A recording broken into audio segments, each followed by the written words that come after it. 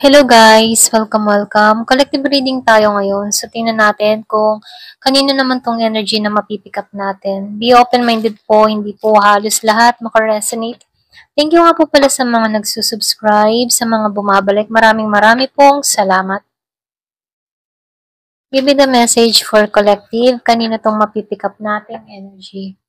Give me the message for collective. Kanino tong mapipick up nating energy.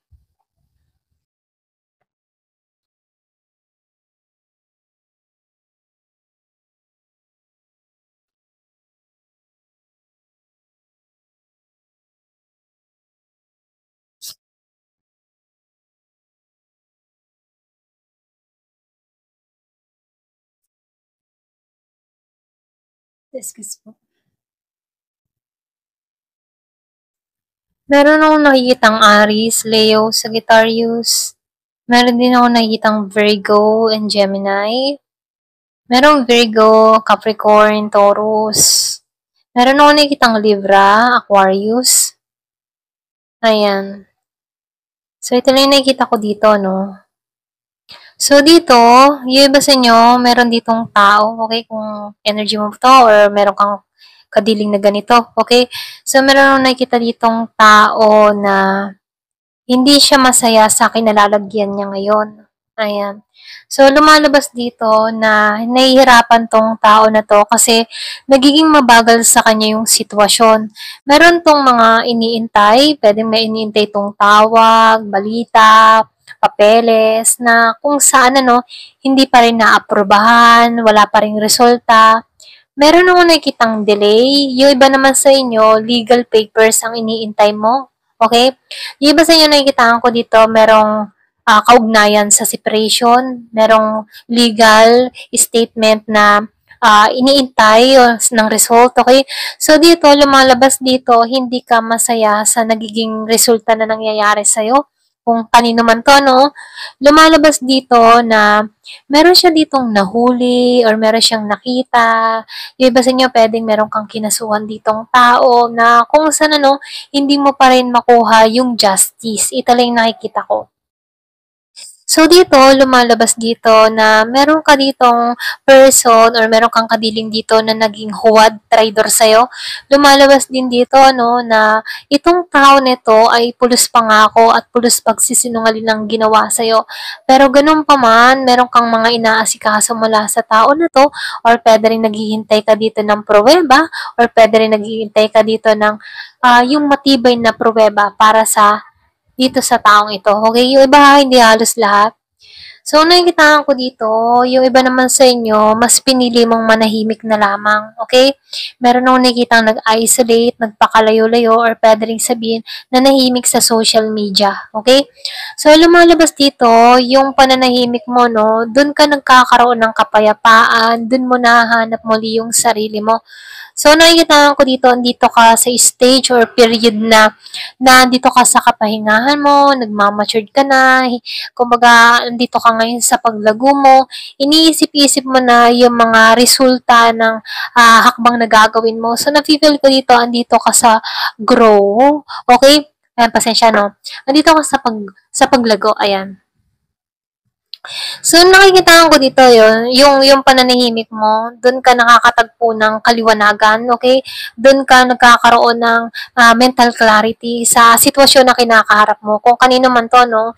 Kasi dito, nakikita ko dito, ang dami mong nasaksihan, ang dami mong nakita mula dito sa naglukong taong ito sa'yo, okay? So, meron din ako nakikitang nag-iintay ka ng pera, pwede nag-iintay ka ng sustento, bigay, or abot ng taong ito.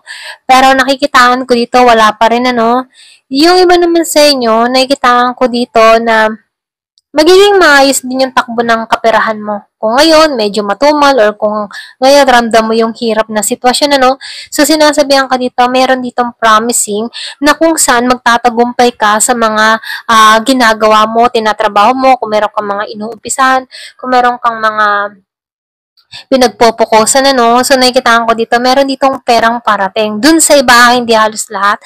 So, meron na nakikitang Virgo, Capricorn, and Taurus na makaka-receive ng pera. Okay? So, ito yung magbibigay sa'yo ng sigla, saya sa sitwasyon na kinakaharap mo. Ayan. So, dito, no, meron akong nakikitang tao na wala siyang lakas ng humarap sa'yo, okay? Wala siyang lakas na humarap sa'yo dito. So, dito, nakikitaan ko dito, wala pa kayong pagkikita ng personal mula nung huling kita nyo, okay? So, lumalabas dito, meron akong nakikitang 7 months, yung iba naman sa inyo, 10 months, okay? Meron din akong nakikitang 3 years and 4 years, ayan. So, dito, no, lumalabas din dito, yung iba sa inyo, feeling grounded ka pa rin, okay? Maingat ka sa mga hakbang na ginagawa mo dito. Yung bang pag-isolate mo, unti-unti ka nagkakaroon ng transformation about sa sarili mo. So, nakikitaan ko dito, yung iba sa inyo, nagkaroon ka ng renewal. So, nakikitaan ko dito, nagpapakatotoo ka din sa sarili mo. Alam mo yung truth mo, okay? I mean, sa truth, alam mo yung totoo para sa sarili mo. Kumbaga, nakikitaan ko dito, open yung throat chakra mo at nagpapakatotoo ka lang, okay? So, nakikitaan ko dito, hindi ka nagsisinungaling, okay? Yung iba sa inyo, ito yung nakikita ko, likas kang tapat na tao. Meron akong nakikitang Aries, Leo, and Sagittarius. Alam mo yung katotohanan para sa'yo.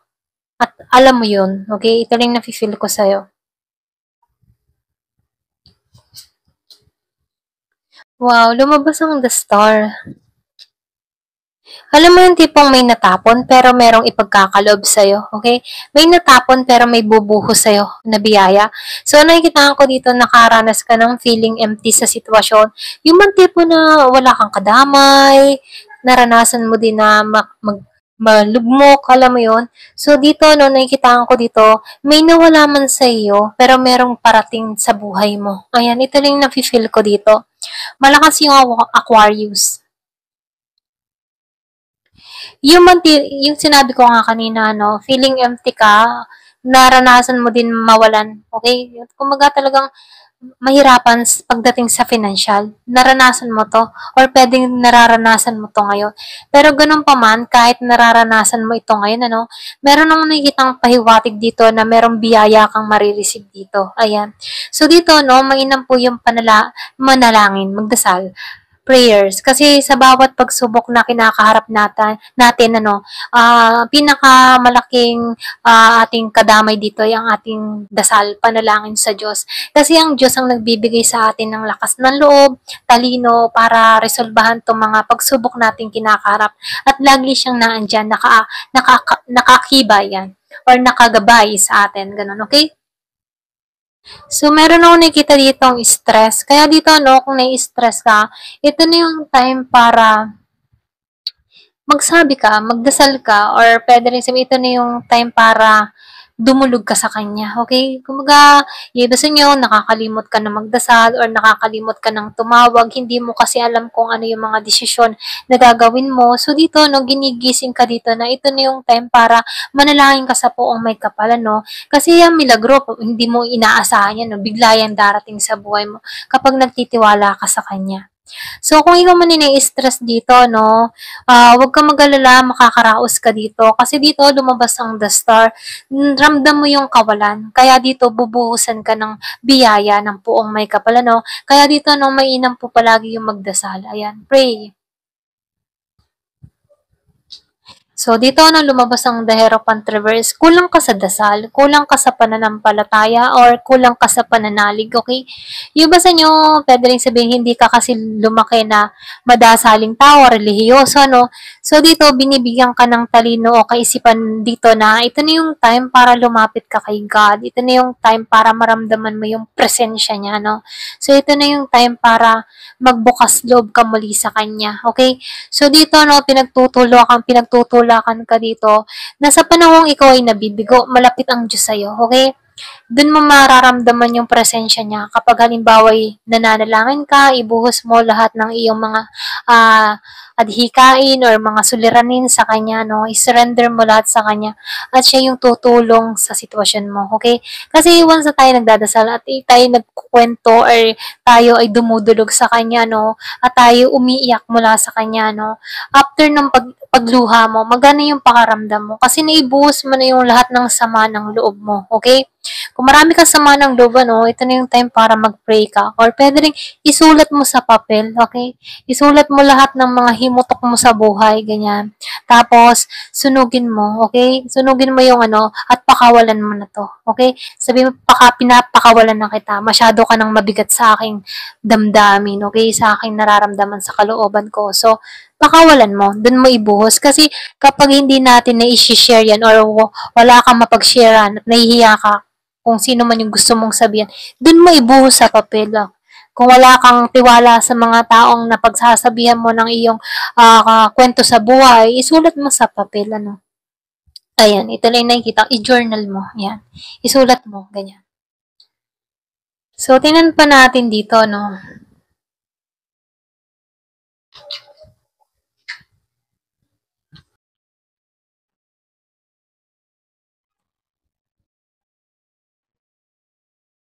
Give it a message. Ano pa yung mensahe sa'yo?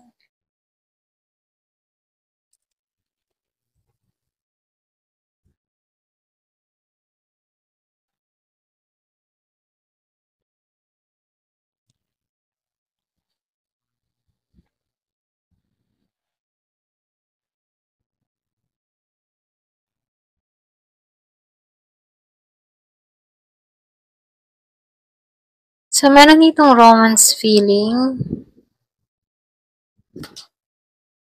Meron ditong musika. So, dito may inspiration. Mainam din yung makinig ng music kapag meron ka mga dinadala na suliranin yung inspirational music, mainam yun, nakakatulong yun para maging kalmado ka kapag nai-stress ka na sa sitwasyon. Kahit hindi sa larangan ng pag-ibig na bigo ka, kung meron ka mga mabibigat na problema, mainam yung music kasi dun mo ipadadaloy lahat ng iyong mga alalahanin at nakakaramdam ka din ng relaxation. Pero depende naman sa music yun, So, pumili ka na ng mga inspirational music na kung saan ini-encourage yung iyong damdamin. Ayan.